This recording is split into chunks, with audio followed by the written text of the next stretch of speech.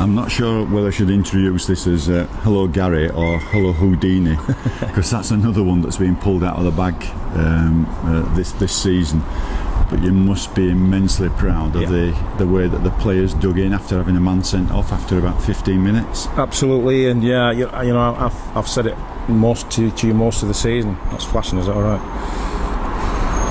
Most of the season that this team's got character, and yet again today we proved that, you know, and it is tough when you go down to 12 men and so early in the game, you know, it can go one or two ways and your team could implode, but thankfully I think we grew as a team to put it right for what I thought was a harsh sending off anyway, you know. I don't think the referee's seen it, the toucher just made the call, so I thought it was harsh, but there were an awful lot of strange decisions in that game, but thankfully we came back, and I thought second half we were terrific.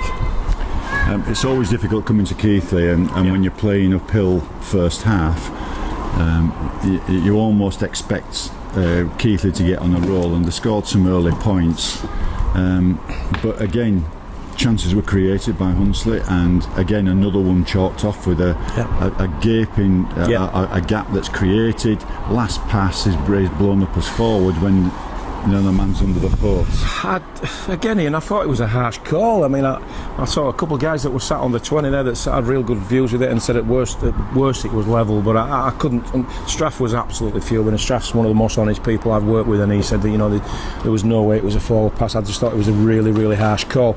I know what you're saying, and our execution has to be much, much better to take that decision out of the referee's mindset, you know, and I've said that to the boys. We've got to be better when we make clean breaks, because it happened a couple of times today, didn't it? We had 2 forward passes in the first half, but you know what, I think that maybe give us a little bit of impetus at half time, because my half time team talk really was about making sure we don't concede again, but taking our chances. But the boys were furious about that, and I think it probably galvanised us a little bit, because, you know, it was such a poor decision, and we get back in the sheds at half time, and the boys, I could just sense and feel that they still had a lot of energy and they still had a lot of enthusiasm, and then, you know, they went out and put it into the back. And the other pleasing thing for me is we never stopped playing. You know, we could have gone into our shell and just gone one up carries, but we didn't. We kept on playing. We got some decent field position, and once we got down near their try line, we tested their goal line D, and, you know, I'm really pleased at that, because, as I said, sometimes teams down to 12 men, you're behind on the scoreboard, it can be easy just to throw in the towel and go safe, but we didn't. We carried on playing. And you've got to try at an important time just before half time. Brings it back to 16-6, and then it's all to play for. And actually Keighley didn't really create a great deal while they were going downhill, and I know, you know, we've come here many times, and uphill they can be just as dangerous. But in that second half they had the ball 3-4 times in the Hunslet 20, and really, even with a man up, before their discipline really imploded, they didn't really look like scoring. No, I think there's been a big improvement in our goal line D this week. We've worked on it quite a bit. We've been conscious that we've probably a little bit soft at times on our try line, and we've given away far too many one-man barge over or hooker scoots. So I think it was important that we addressed that today.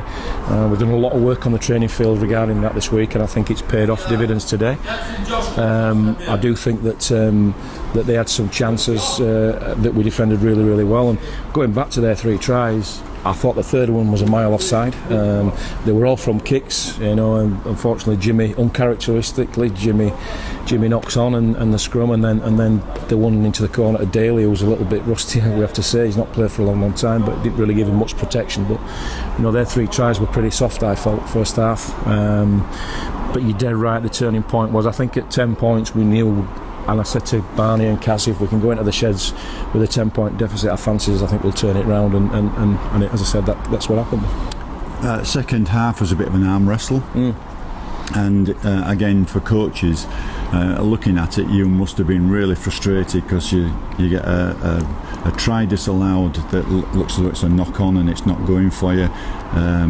with D. And we created all sorts of havoc on the Hunslet right hand side, and still couldn't quite manage to get over. And then Muffy has Daly Williams outside him with nobody in front of him, and he elects to go by himself, and the chance is lost, and the clock's ticking down, and suddenly you're thinking, are we actually going to turn? Why do I do this job? Absolutely, absolutely. Why do I do it? Yeah, listen. You know, players are players, and you've got to have a little bit of faith in them, and they do make a lot of wrong choices. I think, as I said earlier, that the good thing is we carried on playing, and like I said, we created loads of chances down that right hand side. Ironically, we switched Chappell and Muff around just to vary things up a little bit, and then Muffer ends up getting an opening on the right hand side and scores a try that puts us in front. So I just thought that we did carry on playing, and we did carry on testing, and like I said, I think that shows character, and I'm really pleased that that's the most pleasing element from me as a coach. And it's been a tough day today. It's been a scrappy game. It's been, probably, dare I say, spoilt by the officials, unfortunately. Some strange decisions for both teams, really, and I'm left scratching my head for long periods of that game, wondering where some of those decisions came from. But hey, you've got to take it, and coming here, which is never easy, and I've never had many joyful days here. I did as a player, but not so much as a coach. So I'm absolutely delighted. But I think it's the spirit and the fact that we carry on playing, and a good group of guys that we've got here, and they're a pleasure to work with. Does this put Good Friday to bed? It absolutely does, Ian. Yes, thanks for reminding me about that one.